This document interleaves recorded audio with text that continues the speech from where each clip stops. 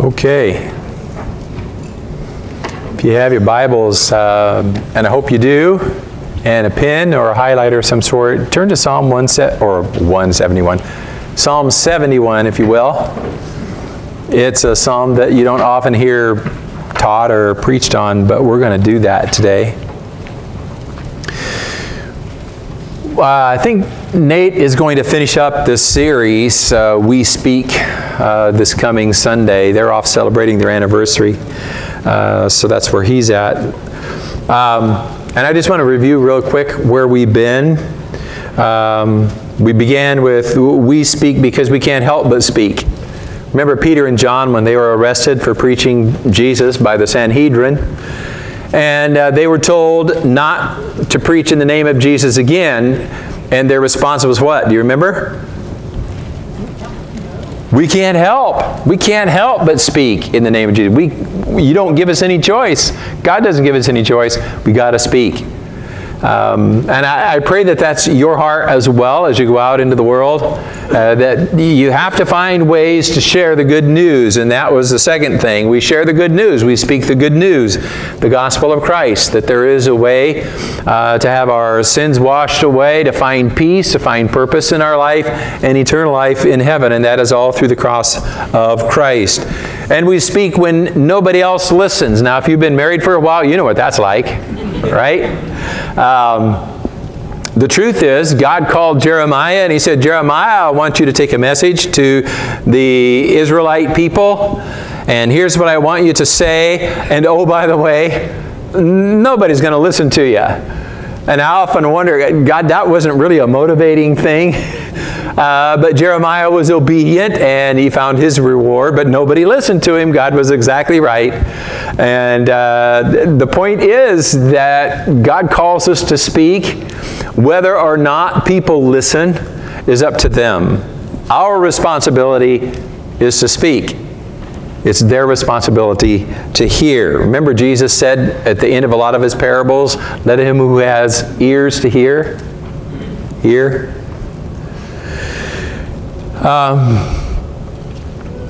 We share the good news. We speak when nobody listens, and we speak powerfully in our weakness. That was 2 weeks ago. The Apostle Paul had what he called a thorn in the flesh. He prayed that God would remove it because he thought it was interfering with his ministry. And God came to him and said, no, it's just the opposite, by the way. I'm not going to remove it because my grace is sufficient and my power is perfected in your weakness. And so Paul drew a conclusion that is very valid. It's when I am weakest that I am strong. Not because I am Rodney Strong, you know, like California Strong or Texas Strong. I'm not Rodney Strong. I'm strong because the Holy Spirit is strong and God is strong. And we speak in our weakness. That's a powerful thing. Last week, Nate talked about speaking in our suffering, in the middle of our suffering and in our pain. Now today, I had an assignment. And my assignment was, we speak throughout our lives. And I was to talk about 1 Timothy 4:12 when the Apostle Paul writes Timothy, who was a young apprentice preacher, and says to him, don't let anybody look down on you because you are young.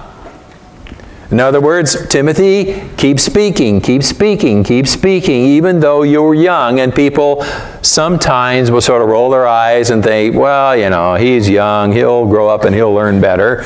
Keep speaking. And then I was supposed to go to the end of life, Psalm 71, and talk about speaking when we are old, or older, if you prefer. But the more I worked on it, the more I researched it, the more I prayed about it. And because the boss isn't here, I'm going to focus on Psalm 71. I think for a couple of reasons. One is I think the Holy Spirit led me there. The other is because that's kind of where I'm at. I'm not old. I was officially told by Gabe Hemsworth this morning, but old is at 81. So if you're older than that, I apologize if that's, you're old. I've got a ways to go. So, but I am there, and you start thinking certain things, right? And one of the things that you start thinking when your pastor 65 years, is how am I going to finish? What do I want to do with what time I have left? And I ran across a question that John Piper asked at his retirement. And the question is this: what does it look like to finish your years, or to live out your life, or to grow old to the glory of God? What does it look like to grow old to the glory of God? Now, that's a good question. It got me thinking. Partly because I've been thinking that anyway, and wondering what that's going to look like in my life, and I suspect it means I'm going to be preaching until I drop over. So you're stuck, guys. But I want to say one thing to those of you who are younger. Don't tune me out because you're getting older. I see faces every Sunday morning. I can't see them now. And I was going to say I wish I could, but I'm kind of glad I can't see some of you. I see faces come in the door every Sunday. We finished up 41 years working on 42. We remember when you were babes in arms and changing your diapers in the nursery, and now you're grown and you have families of your own. You're getting older. Some of you have a little silver in your hair, and you're slowly getting to the blue hair society. You are getting older. And it's a good question to ask yourself. What does it mean to be in my 30s to the glory of God, my 40s to the glory of God, my 50s to the glory of God? What does it mean to grow old to the glory of God? So don't just shut down and say, he's going to talk to the geezers today, the geezer patrol. So it doesn't mean anything to me. It means a great deal to you because your time is coming. And got news for you. You're not an infant anymore. So hang in there with this. What does it mean to grow old to the glory of God?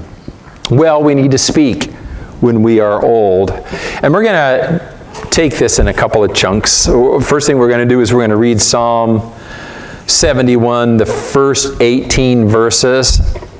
And then we're going to unpack it a little bit, and we're going to focus on some things that are applicable to our topic today. We're not going to focus on everything because you just can't. But we're going to go back and unpack some things. And here's why I wanted you to have a pen or a pencil or a highlighter. As we read through this,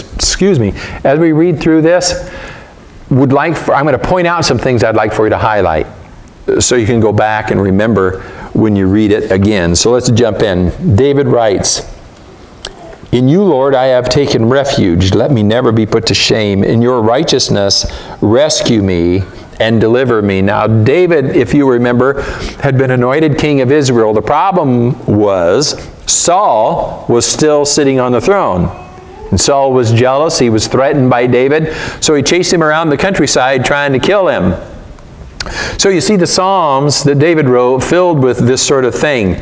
God, you are my fortress. You are my refuge. Please deliver me. Put my enemies to shame. Rescue me. And on it goes. And that's where he's at here. This is the context of what he's talking about. In your righteousness, verse 2, rescue me and deliver me. Turn your ear to me and save me. Be my rock of refuge. There's that language.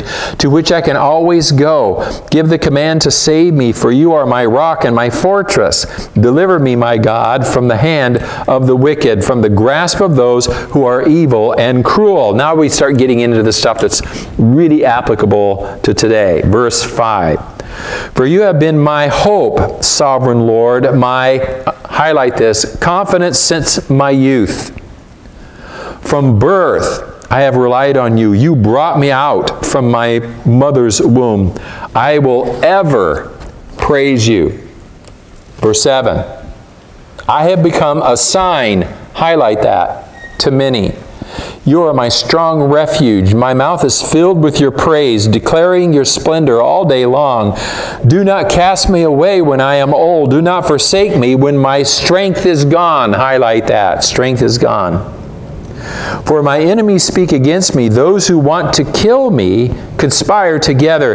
They say, God has forsaken him. Pursue him and seize him, for no one will rescue him. Do not be far from me, my God. Come quickly, God, to help me. May my accusers perish in shame. May those who want to harm me be covered with scorn and disgrace. As for me, I will always have hope. I will always praise you more and more. My mouth will tell of your righteous deeds, of your saving acts all day long, though I know not how to relate them all. I will come and proclaim your mighty acts, sovereign Lord. I will proclaim your righteous deeds, yours alone. Verses 17 and 18 are our focus. Since my youth, God, you have taught me, and to this day I declare your marvelous deeds. Even when I am old and gray, do not forsake me, my God, till I declare your power to the next generation, your mighty acts to all who are to come. Lots of good stuff in there, but we're going to focus on speaking when we are old, because if you notice the last half of that text, that's where David goes. I'm old and gray, my strength is failing, but I will forever praise you. I will forever speak of your faithful and righteous acts, your power. So we want to speak when we are old, as we gray or as we lose our hair. You ever notice you really don't feel old most of the time, at least in your head? Your body reminds you pretty much every day. But in your head, you still kind of feel like normal. I remember years ago, this had been like 30 years ago, we had a lady in the church, her name was Hazel Beck. She lived in Mount Pleasant, across from a retirement home. She was in her early 90s when Diane and I went to visit her, and she started talking about the poor people that were living in the retirement home, coming and going, and she says, I feel so sorry for those old people. And Diane and I just looked at each other and smiled. Old, I guess, is relative. And we don't always think of ourselves as old. But the truth is we are older and getting old. But there are two things that I want to point out here in what we have read. The first in verse 9, and that's the reality of aging. The reality of aging. Do not cast me away when I am old. Do not forsake me when my, underline, strength is gone. One of the realities of aging is that our strength fails, right? We know what that's like. That's what I meant when I said our bodies remind us of our age from time to time. We involuntarily groan when we get out of the car. It takes me 5 minutes to straighten up when I get out of bed in the morning. They just kind of shuffle like Tim Conway. It just takes a while. We have aches and pains in places we didn't even know we had. Those of us, or those of you who know my family and know Renee, know that she has to have a very strict diet and everything has to be very healthy. Well, I tell her, I'm at the age now where I don't care. I don't really need health food because I need all the preservatives I can get.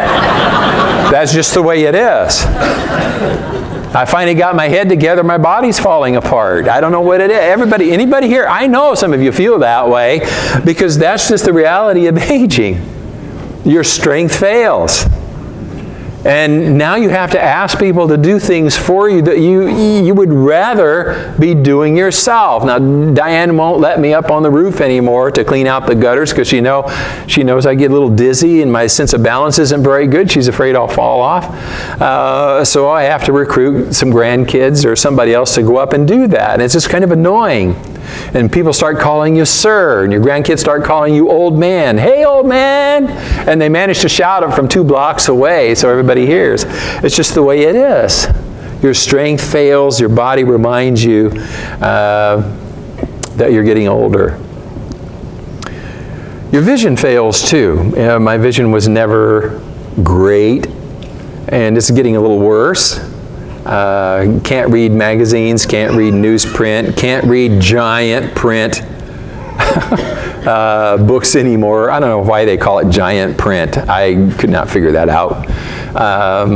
So you get a Kindle and enlarge the font so you have like 3 words on a page. And I can read again, and that's a great thing. Some of you, have gone from no glasses to glasses, to reading glasses, to bifocals, to trifocals, to the big magnifier that you put on your desk so you can see to do small things. Your vision fails as well, and your memory fails. Oh boy, that's a killer. And in fact, it can really rattle you. It can scare you just a little bit. In fact, I know I was really smooth, but I forgot Andy had the communion meditation. I was just ready to jump in and do my thing, and then I saw him walking up, and I covered that up, didn't I? Those of you, if you've been around a while, you know how absent-minded I am, and I forgot what it's like to be absent-minded at this point. I don't know what it's like. But yeah, I forgot Andy was going to be there, so I tried to be smooth about it and cover it up. But you do forget things. I read this week about two ladies who grew up together, and they raised their families together, and sometime when their families were at home, they decided every Thursday night they would get together to get a break and play cards, just the two of them. And so they played rummy, I think, for decades. The kids grew up, left home, had kids and families of their own, and they were widowed, both of them, and they were in their mid-80s, and their memories were starting to fail. And they were playing cards one Thursday night, and finally one of them stopped, and she said, I gotta get this over with. She says, help me with this. I can't remember your name. Can you tell me your name? And the lady looked at her, thought for a minute, and said, so how soon do you need to know? Yesterday. Diane and I were talking about one of our nieces that we used to babysit, for a week at a time when she was little. She lives in Tennessee now. Couldn't remember her name. Your memory fails as well. It's aggravating, it's frustrating, but that's just the reality of aging. You ever go to the fridge and forget why you're there? Here's what I do. I dial a number on the phone, usually speed dial, and they pick up and answer, and if I don't recognize their voice, I forget who they are, who I was calling. And sometimes they'll answer, I know who they are, and I forget why I was calling, and I have to say, give me a minute to collect my thought. Everything seems like it's falling apart. That's just the reality of aging, and David was feeling that. But here's the good news. David had resources, and God gives you resources as well. And these resources, by the way, are for ministry. They are not to make you feel good. They're not to make you healthier. They're not so that you can have a great time in your retirement years and enjoy those leisure years. Those resources that David is talking about that we share as seasoned people are not for our sakes, but for the sakes of the generations to come. Verses 5 and 6. For you have been my hope, sovereign Lord, my confidence since when? Since my youth. From birth, I have relied on you. You brought me forth from my mother's womb, and I will ever praise you. I love that. Resource number one, primary. If you've been a Christian for a long time and you're aging in Christ, you have long time experience with a faithful God, and you have a story to tell. That's what David is saying here. From my youth I've relied on you. You've been my confidence. Just think of the stories that David could tell. He could tell his grandkids. He could tell his kids. He could tell the servants that surrounded him. He could tell the men in his army.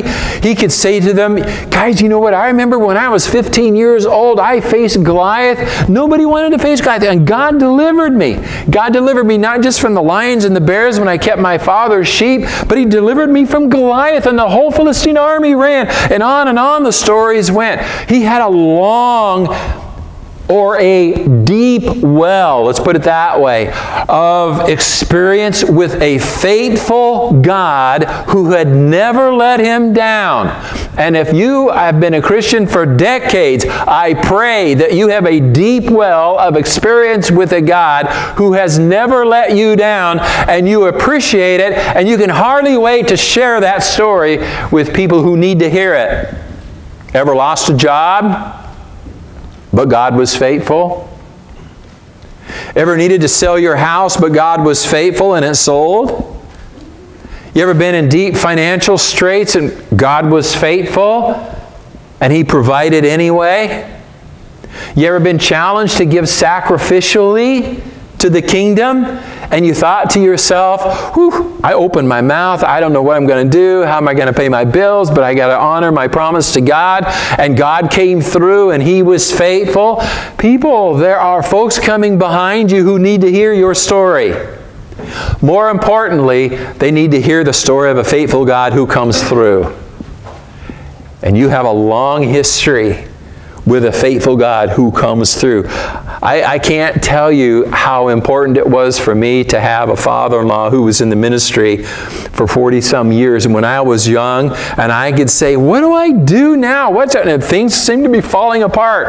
And he would sit down and he would smile and he'd say, well, you know, that happened to me one time, but here's how God worked it out. God was faithful and He came through on this issue. Or we had financial trouble and he'd say, God was faithful. You can't outgive God. Just stick with it and He will be faithful. And He was right. I needed that so much. Diane needed that so much. People coming behind you need that so much. They need your story. Praying for a partner in marriage doesn't seem to come.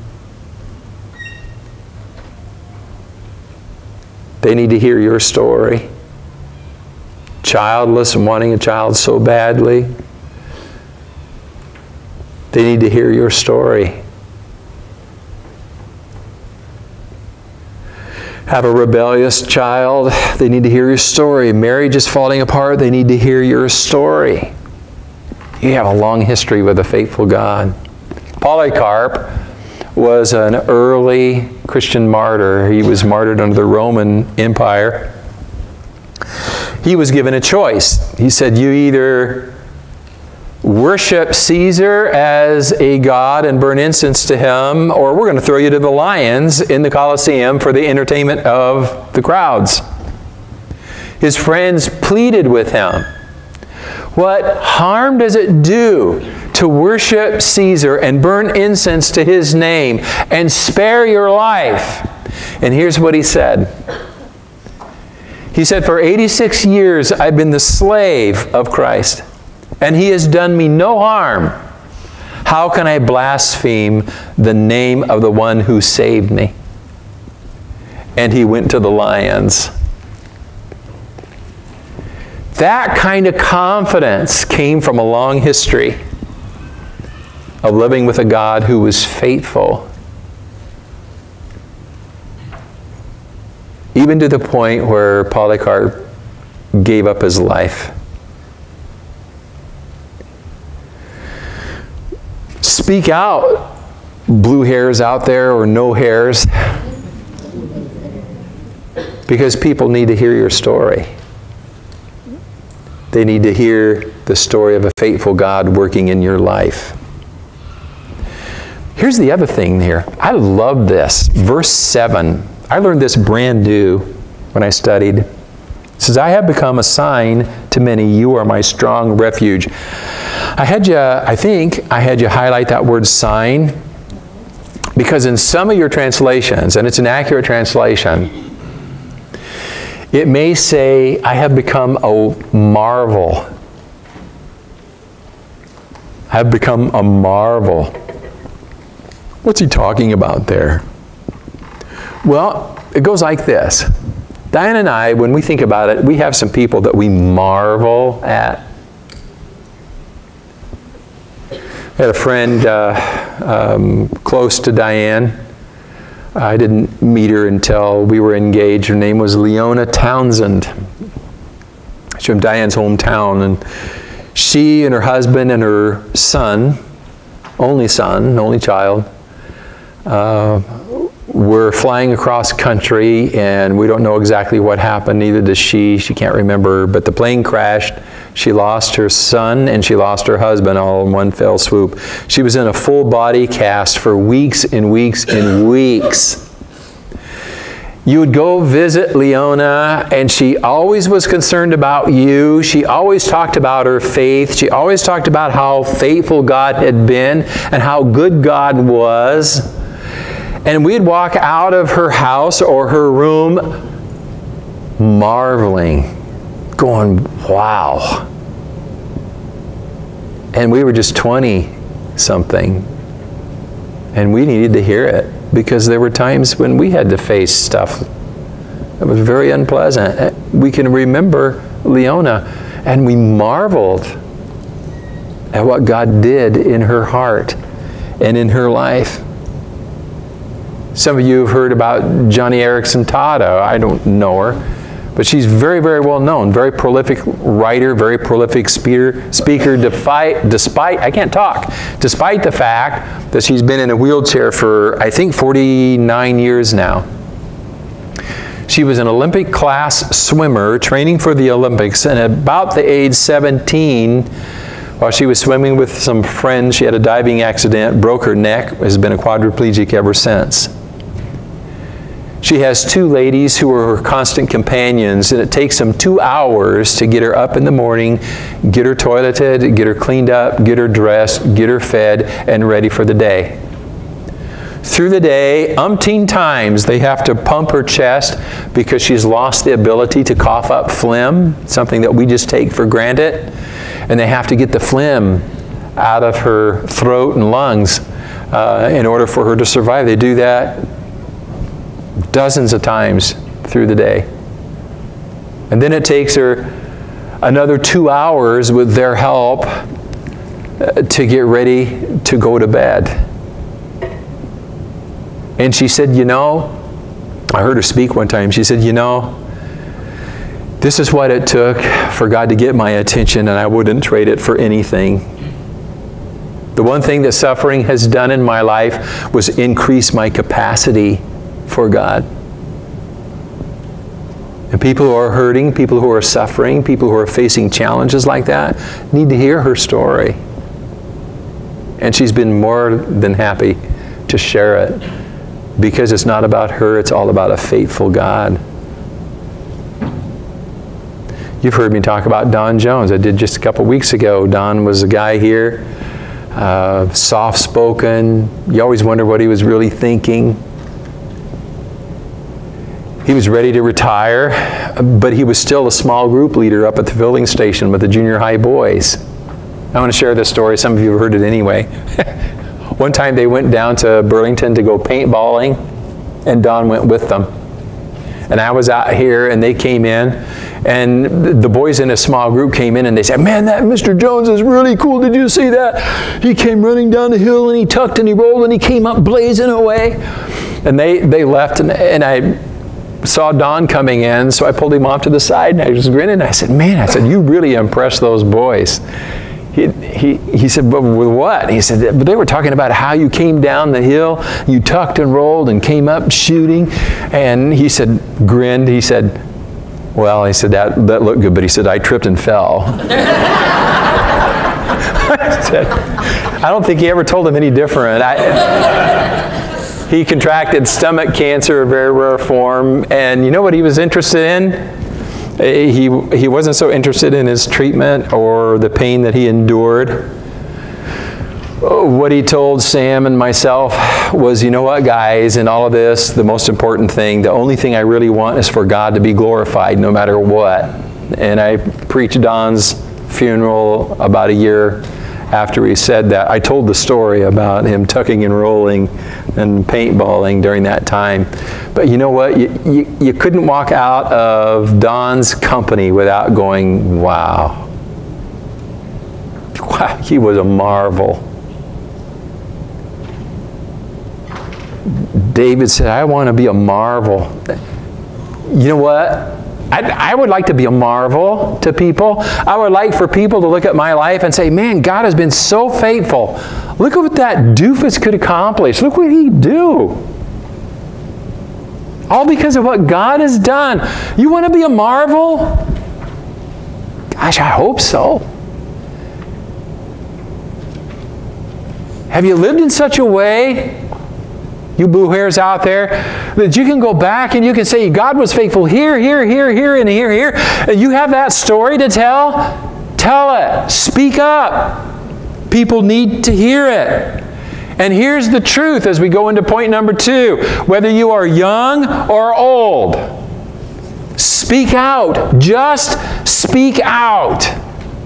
And share what God has done in your life. Share the good news. Acts 8 verse 4 is one of my favorite pictures of the early church.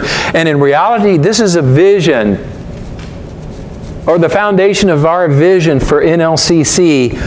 What's happening is it's early in church history, and they were under great persecution by their own people. And they were scattered. It's interesting that the apostles stayed in Jerusalem, but the church itself was scattered. And look at Acts 8 verse 4. Those who had been scattered preached the word wherever they went. That is so amazing.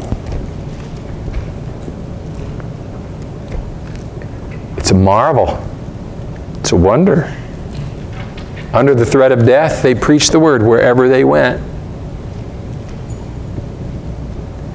God calls us to make disciples. Jesus' last command to the disciples was what? Go make disciples of all nations. Now, some of us are gifted that way, but all of us have that responsibility. Not one of us can weasel out of that. If you're not making disciples or making the effort to make disciples, I'm not sure you're a disciple.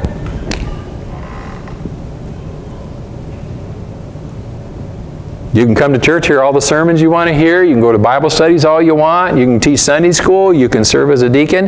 But if you're not purposely, intentionally making an effort to disciple, I'm not sure you're a disciple. Because disciples do what the Master says.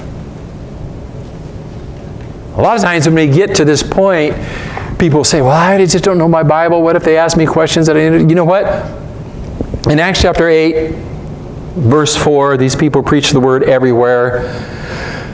They didn't have the New Testament. They couldn't say, turn to Matthew 5, turn to John 12, turn to Acts 8. It wasn't written yet.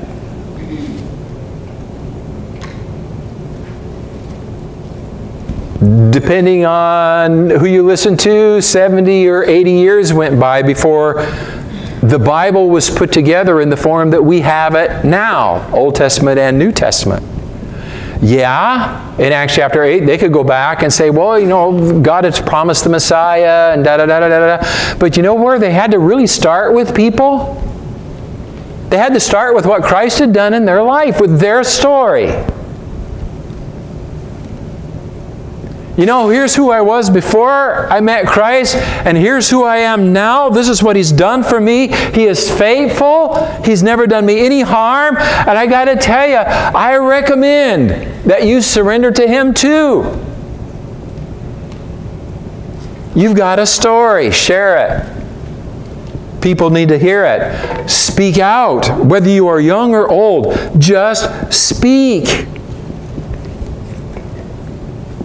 Oh, you know what I see for NLCC? This is where we want to go. Somebody asked me not too long ago, where are we going? Here's where we want to go. We haven't stopped. We kind of delayed it for a year because of cancer, which is no excuse, but it kind of got lost in the shuffle. This is where we want to go. Acts 8 verse 4. We want to come together. We want to worship. We want to study. We want to learn. We want to get charged up. And we want to scatter. And we want to go everywhere preaching the Word. Does that make sense? We want to go to our jobs. We want to go to our neighborhoods. We want to go to the Kiwanis Club.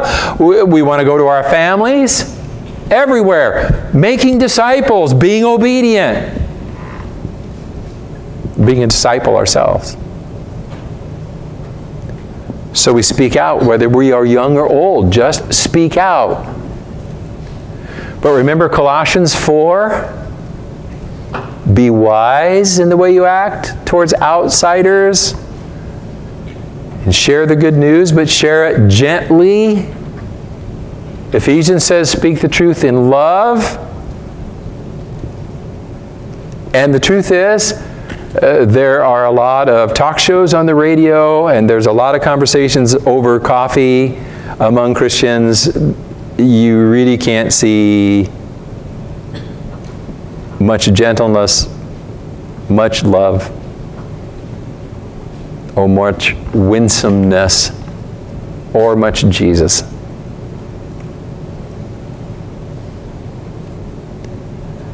Young or old, speak out. Share the good news. Share a faithful God that was faithful in your life when you were weak, when you were suffering, when you were in a dilemma, but He came through. Make disciples. Get out there and share. Young or old. Okay, you young people, I told you we'd spend a little bit of time. We're going to do that. 1 Timothy chapter 4, verse 12. This is just so I can tell Nathan that I did what I was told. Paul writing to Timothy, he's a young man, don't let anyone look down on you because you are young. In that culture, if you were young, people didn't pay much attention to you. In our culture, as you get older, people don't pay much attention to you. So I share that. He's saying, guys, Timothy, keep speaking, keep speaking, keep speaking. He was a young minister. Don't let anybody just put you down because you're young. Keep speaking, no matter who listens or if nobody listens, but speak with credibility. Here's what he says. Set an example for the believers in speech, in conduct, in love, in faith, and in purity. That word set an example means to be distinctive. Set yourself apart so that your lifestyle, your attitudes, your mindset, your conversation is different than the rest of the world. And people can see that it's different than the rest of the world. So when you speak, they will listen and they will say, this guy is young, but obviously from his lifestyle, he's worth listening to. He's got something to say. I want to know what it is. Does that make sense? It's good advice for old people too. But young people, don't give it up. Speak. But here's what I've noticed, and I just want to be straight with young people and old people alike today. I've noticed in the younger generations, they are quick. We are quick. I hate to point the finger. They are quick. I don't know what else to say because I'm not a 20-something anymore. They're quick to meet a need in Guatemala, to supply water in Africa, to do things for the poor in Mexico or in the inner city. And they'll make sacrifices to do them, but they forgot all about purity and holiness.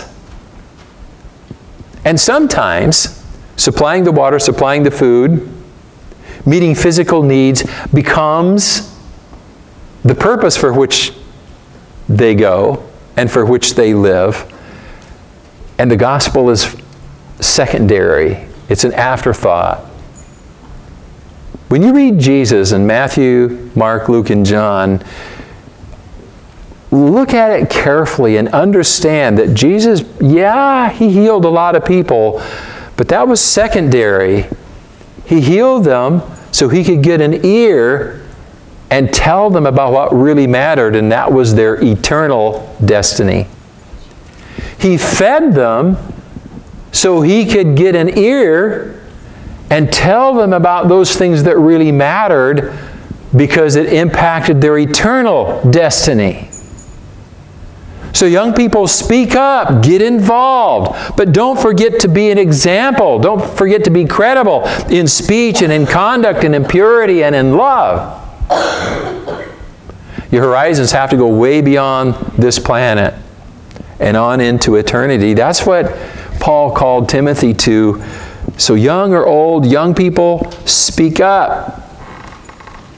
Now we're back to old people again. Look at verse 18.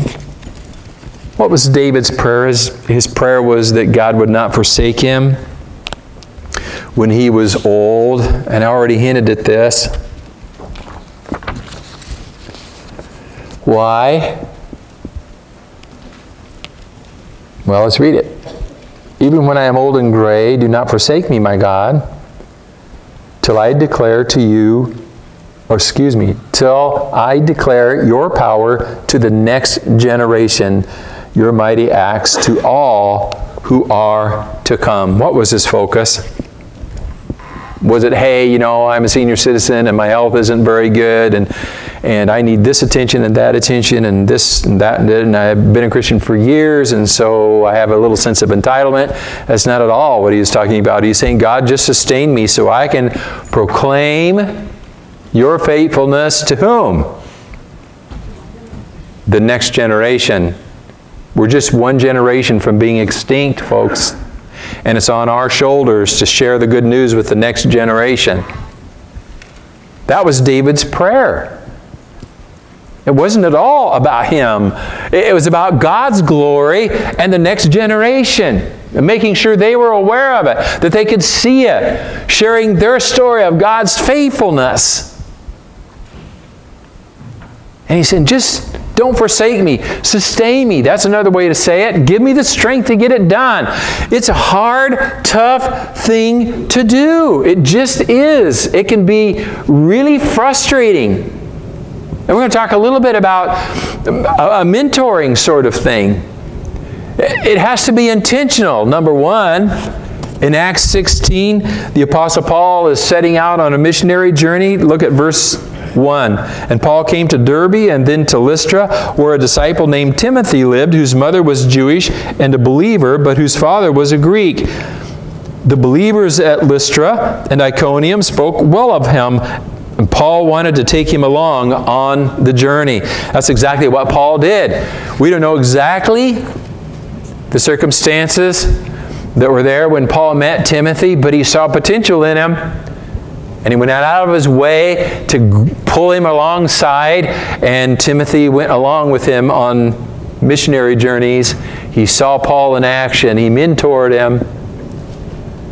And then he sent him out into the ministry. It was very intentional. And if we're going to speak up when we are getting older so that the next generation can recognize how faithful God really is, how reliable He is, and He gets glory, we need to be intentional about it. Don't wait for a church program. Mentoring programs that are church program established usually fail, almost always fail. The best relationship is organic. And that puts it on your shoulders. Take the initiative. Be intentional. How are we going to do that? Number one, pray for God to bring the right people into your life. Number two, seek them out. Don't always sit in the same place in worship service. Move around a little bit. Get to know somebody else. Get involved in a small group that has younger people in it. I know there's the temptation to gather with people that you're familiar with, you're comfortable with. I know that, but that's not what God calls us to. David's prayer was that God wouldn't, well, maybe back up, say it positively, that God would sustain him so he could speak God's praise to the next generation. It's all about the next generation. It's not about us. Then once you seek them out, give them an invite. Take them out to dinner. Have them in for dinner. Say, hey, let's potluck it next Sunday after church. Next, build a long-term relationship. This sort of thing is a long-run thing. And be wise about it. You know, one of the easiest ways to turn people off is to say, hey, you know, back when I was your age,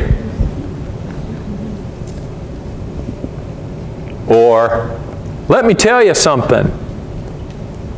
People don't want advice. What they want is dialogue,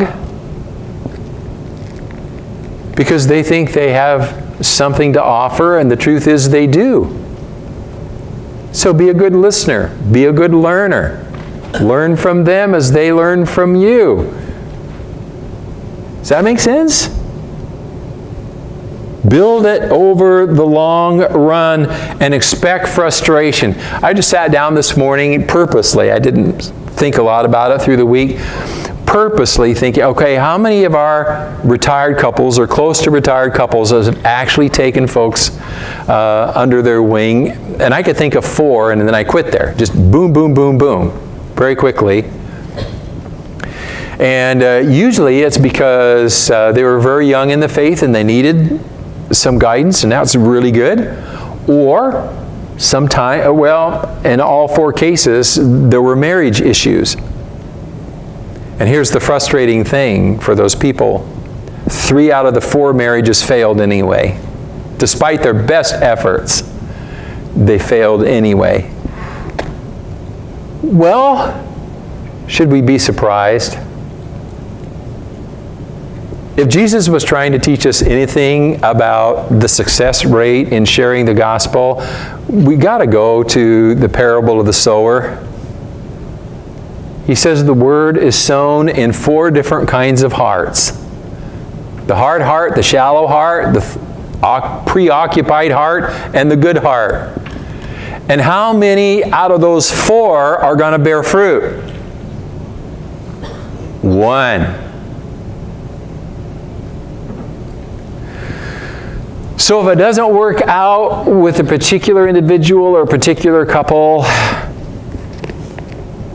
pray, seek, invite, build another relationship, just keep going. And sooner or later the rewards will come. But don't give it up. So what's the final challenge? Well, we're back to that question. What does it look like to grow old to the glory of God? Well, I know one thing. I don't know what it looks like exactly in your life, but I do know one thing. It means that we have to make a radical break with the American dream of retirement. We need to apply Romans 12:2. Don't be conformed anymore to the pattern of this world, but be transformed by the renewing of your mind. We need a different mindset. For years we've been taught to calculate, to save, to invest, to plan for a restful, secure, serene retirement. Where on earth do we ever see that in God's Word? Don't see it. It's American. It's not Christian. That's just the truth. A guy by the name of Ralph Winston was in his 80s. He had directed World Vision for years. And in his 80s, he was speaking. He said this. This is a quote. Most people don't die of old age, they die of retirement. I read somewhere that half of the men retiring in the state of New York die within 2 years. Save your life and you will lose it. Just like drugs and other addictions, retirement is a virulent disease, not a blessing. Where in the Bible do we see it? Did Moses retire? Did Paul retire? Peter and John? Do military officers retire in the middle of a war? Millions of our fellow citizens are finishing their formal careers in their 50s and 60s, and most of them have a good 20 years to go of mental and physical powers before they fail. What will it mean to live out those final years to the glory of God? Tens of thousands of people read the magazines and respond to the hundreds of letters from AARP and dream of a restful and secure and serene retirement. This is what got me. How strange for a follower of Christ to set his sights on that goal. And what a tragic way to finish that last mile before you meet the King who finished his last mile so differently. Ouch.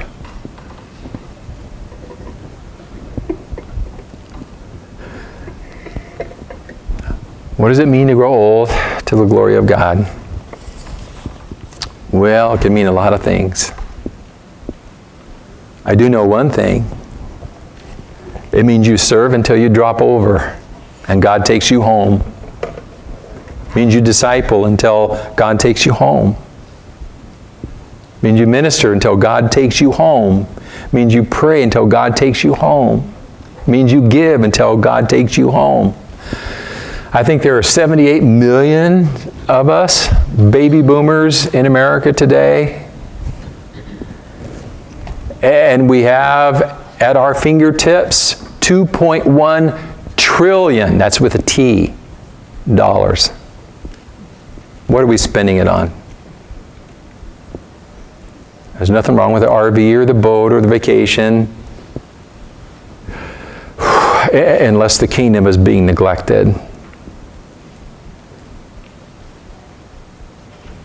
Pretty heavy stuff, and I would like to apologize, but I'm not gonna.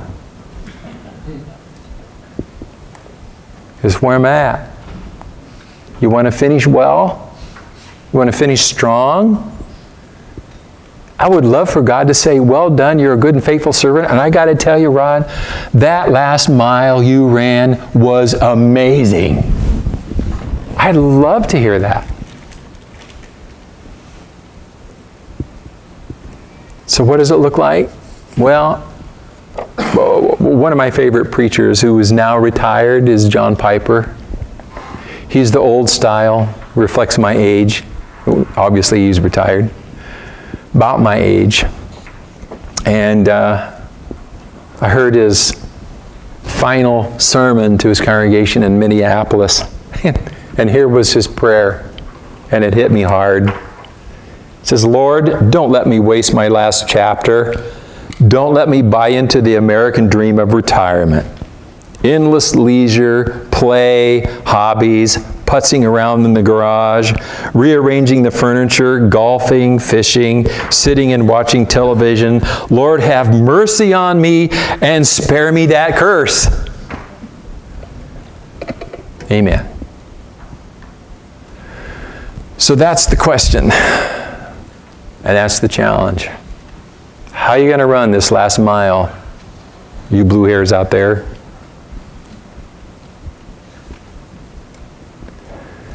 What's it look like to grow old to the glory of God? Do I have to give up vacation? No. Do I have to give up camping? No. Do I have to give up some of the stuff? No, it's not what I'm saying. You maybe God would call you to that. What God calls all of us to, young and old, is to lay our lives down as a living sacrifice, 12:1, and not to allow ourselves to be pressed into the world's mindset, 12:2, but to be transformed, to live differently, as if Jesus really is the greatest treasure we can possibly have, and not what retirement has to offer. If we really believe in heaven, do we have to create a little heaven on earth? I know you get tired. But our rest is coming. Till then, we are called to speak. That's our challenge. So we're going to finish today with just that thought, and we're going to sing that chorus again. And I hope this is a chorus of commitment to you as you stand. I'd say stand with me. Well, I'll stand. Take the chance. Stand with me and sing it again. And I hope it's a commitment for you. Sing it with your heart, if you will. If you don't mean it, don't sing it. And others, don't be looking around to see who's not singing. This is for you. As an individual, just between you and God. I lay me down. I'm not my own. That's what we're singing. Comes right out of the Bible. Paul says you are not your own, but you were bought with a price. It is not your retirement. It's not your money. It's not your house. It's not your RV. It's not your boat. It's not your car. You gave it all to Him a long time ago. Let's live like it. And see what God can do. Let's be a marvel. be intentional, take the initiative, make disciples, share our story. Let's sing together.